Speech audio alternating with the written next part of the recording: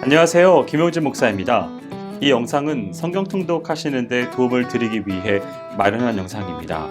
통독을 하면서 익숙하지 않은 배경과 내용들로 인해 어려움을 겪는 성도분들이 조금이나마 도움이 될까 싶어 마련한 것인데요. 조금만 관심을 기울이시면 읽으시는데 유익이 있을 겁니다. 그럼 오늘 읽을 부분에 대한 안내를 해드리겠습니다.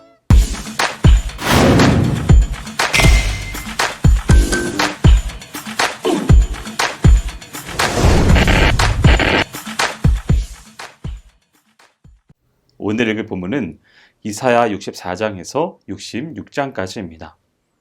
이사야 64장은 이스라엘의 구원을 위한 이사야의 중보기도가 종결되는 장입니다.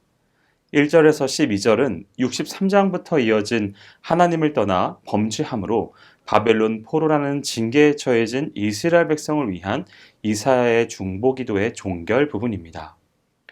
여기서 이사야는 이스라엘의 사죄와 구원 은총을 간구하고 있습니다. 이런 본문을 자세히 살펴보면 먼저 하나님께서 주를 앙망하는 자를 위하여 두렵고 놀라운 이적을 행할 권능을 가지셨음을 고백하는 내용이 나옵니다. 이어서 주의 선대하심을 배반한 선민의 죄악과 패역에 대해 고백하는 내용이 나오고 끝으로 선민의 패역에도 불구하고 창조자로서 비천한 피조물된 자들에 대한 넓으신 아량으로 사죄와 구원의 은총을 베풀어 달라고 간구하는 내용을 기록하고 있습니다.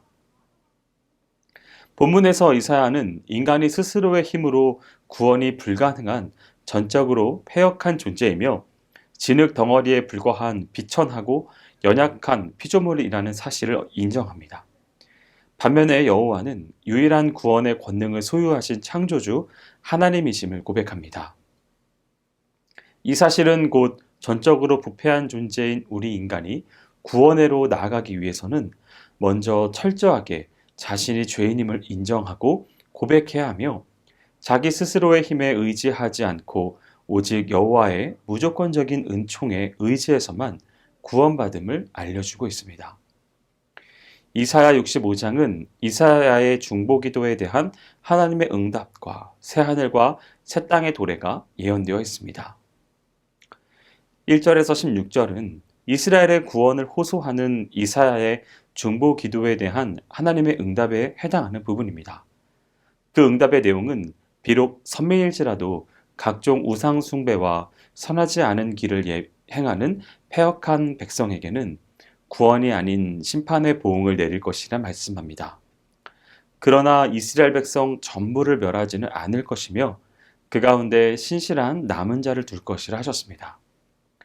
끝내 여호와를 배반하고 행악을 일삼는 자는 슬피 울며 이를 밝게 할 것이라고 하시면서 결론적인 선언으로 진리의 하나님을 향하여 복을 구하는 자만이 환난 가운데서 구원을 얻게 될 것이라고 선언하고 있습니다. 17절에서 25절은 구원받은 자가 기업을 얻고 그곳에서 풍족한 축복을 누리게 될 새 하늘과 새 땅의 도래에 대해 예언하고 있는 부분입니다. 구원받은 백성이 누릴 영적이고 육적인 축복에 대해서는 앞에서도 여러 차례 언급된 바 있습니다. 그런데 본문에서는 보다 최종적이고 궁극적인 차원에서 이스라엘 백성들이 누리게 될 각종 복들에 대해 언급하고 있습니다. 구체적으로 살펴보면 죄악된 이전 것이 기억되지 않고 울음이 없고 기쁨만이 있으며 수명이 장구하고 자손이 길이 복을 받으며 하나님이 기도에 즉각 응답하셔서 완전한 평화를 누리게 됨을 약속합니다. 이사야 66장은 이사야서의 마지막을 장식하는 장으로 악인에 대한 심판과 의인에 대한 구원이 예언되어 있습니다. 1절에서 14절은 앞장에서 다룬 새 하늘과 새 땅의 축복이 그 백성의 선한 행위나 공로에 의해서가 아니라 오직 하나님 자신의 권능에 의해서만 가능함을 다루고 있습니다. 그리고 그런 구원과 축복을 누릴 자는 단지 혈통적으로 이스라엘 백성이 된 자가 아니라 자신의 더러운 죄를 회개하고 순종과 겸손으로 하나님 앞에 나아가는 자임을 거듭 강조하고 있습니다.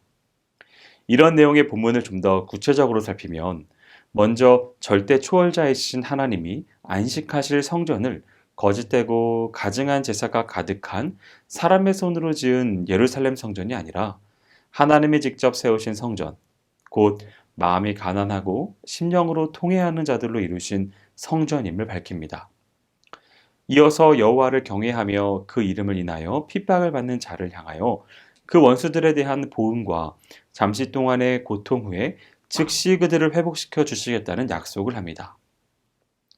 끝으로 여호와를 경외하는 모든 자에 대한 풍성한 축복과 위로의 약속이 담겨 있습니다. 15절에서 24절은 하나님께서 당신이 안식하며 거하실 성전을 스스로 세우시기 위해 행하시는 최종적인 사역에 대해서 언급함으로써 이사야의 대단원의 막을 내리고 있습니다. 그 내용을 보면 먼저 여호와께서 불 가운데 강림하사 모든 가증하고 더러운 행위를 일삼는 자들을 향하여 최후 심판을 단행하실 것을 말합니다.